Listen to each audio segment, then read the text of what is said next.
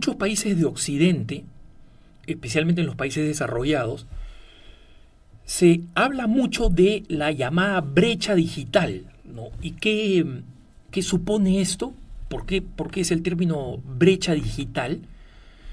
Se refiere a la suposición de que las personas más pobres o los inmigrantes o los grupos minoritarios, las minorías, en los distintos países de Occidente o en las regiones más pobres de América Latina, tienen una desventaja creciente con respecto a quienes forman parte de la clase media o de la clase media alta en regiones urbanas, en lo que se refiere al acceso al mundo digital.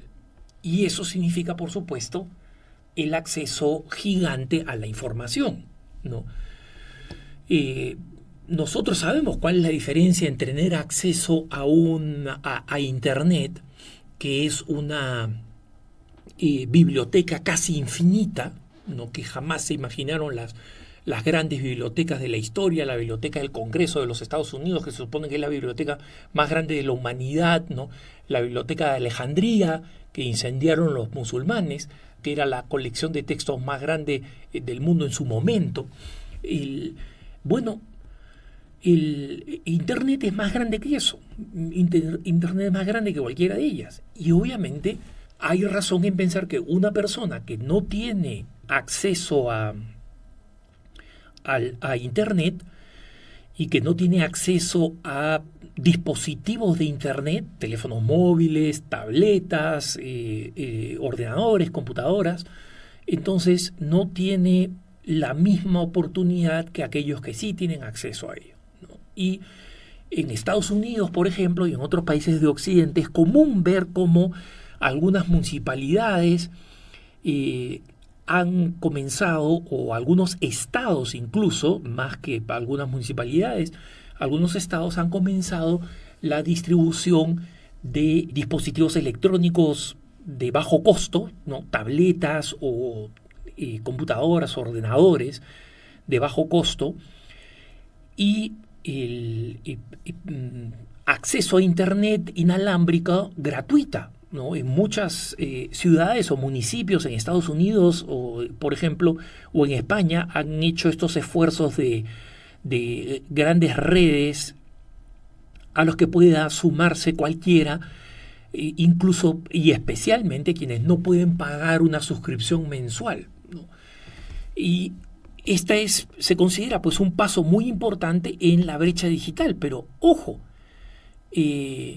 resulta que la brecha digital sí existe, pero no es la que el mundo está suponiendo, ¿no? Y buena parte de Occidente está suponiendo.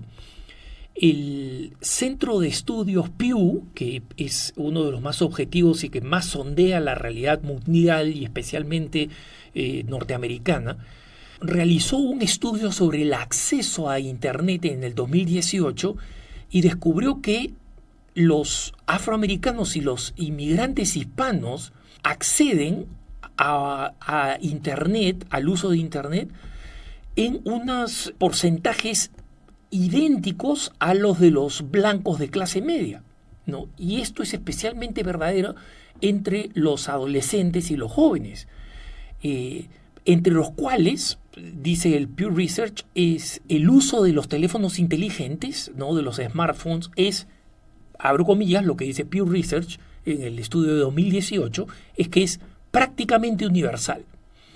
Incluso cuando se trata de computadoras, ¿no? Las diferencias también son mínimas.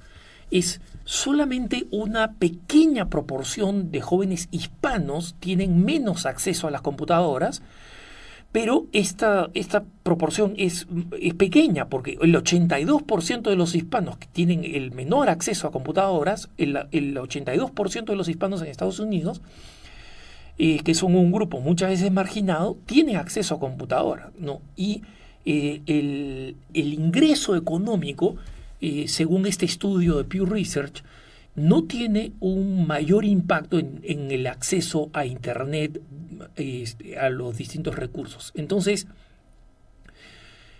¿por qué el Centro de Estudios para las Elecciones y la Democracia de la Universidad Brigham Young dice que sí existe una brecha digital, pero que esta brecha digital es de alguna manera a la inversa y tiene que ver con la conformación de las familias, ¿no? Y paren las orejitas porque esto es muy importante, esta investigación sobre las familias ha llegado a esta conclusión. El Centro de Estudios para las Elecciones y la Democracia de la Universidad Brigham Young dice: las familias que están encabezadas por dos padres biológicos casados, ¿no?, papá y mamá, en esas familias el 49%, es prácticamente la mitad de los jóvenes y adolescentes,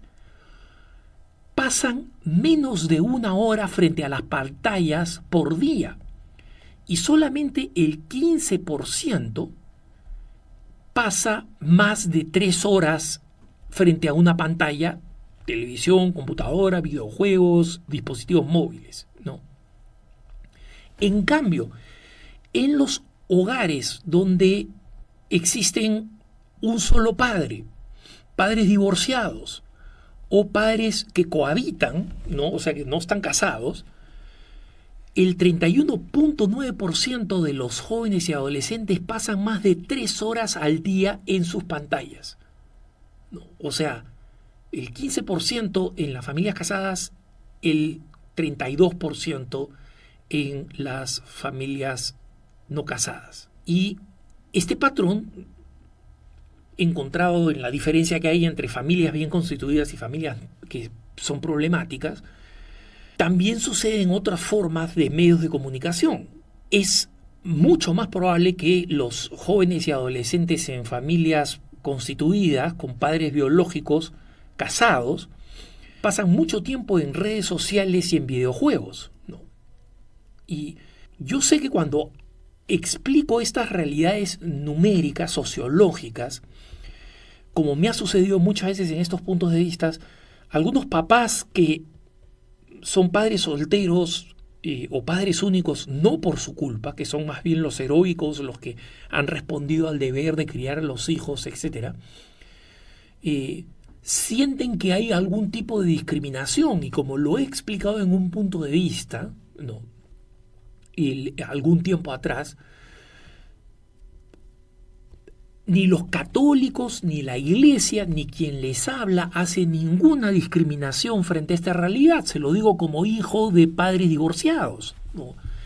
Es todo lo contrario. Reconozco el heroísmo de lo que significa tener que criar a los hijos en situaciones irregulares. Pero la sociología, no la religión, no la iglesia, la sociología demuestra una y otra vez que el ser humano está mejor formado y más protegido y tiene más probabilidades de alcanzar la felicidad si crece en un hogar bien constituido.